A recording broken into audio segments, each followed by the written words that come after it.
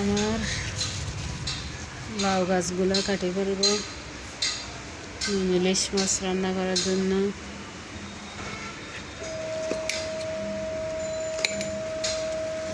একটা ছোট্ট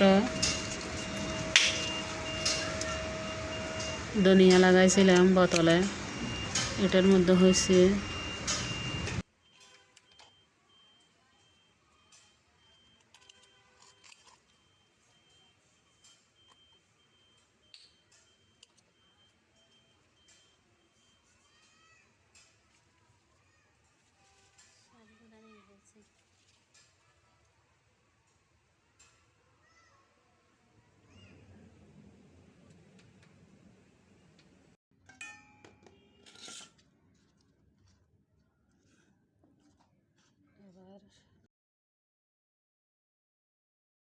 আসসালামাইকুম, সবাই কেমন আছেন?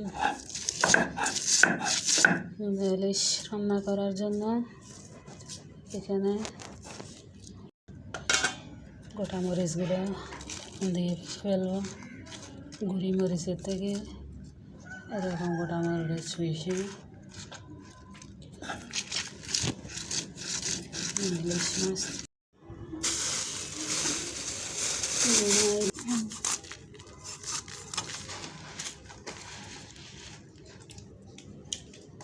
ক্যানটার ভিতরে সব লবণ,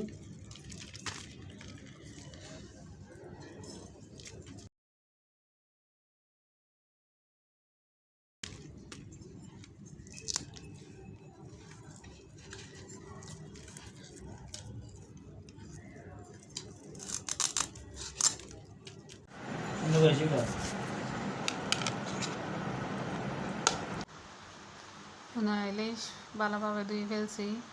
এখন হলুদ, মরিচ, পাটার বাটা, লাল মরিচ এগুলো সব কিছু দিয়ে মাখায় ফেলতেছি।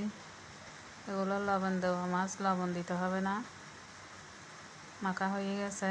এখন কচু পাতা দিয়ে একটা দিচ্ছি। আমরা কচু পাতা দিয়ে কোনোদিন এরকম করি না, একটা খেয়ে দেখতেছি, অনেকেও করে। আসলে অনেক মজা হয়েছে কচু পাতা দিয়ে, আপনারাও খেয়ে দেখবেন।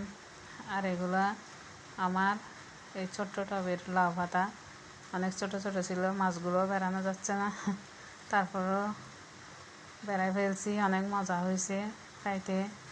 বৃষ্টির দিনে এরকম নোনা ইলিশ বোনা এগুলো অনেক মজা হয় পাতা দিয়ে।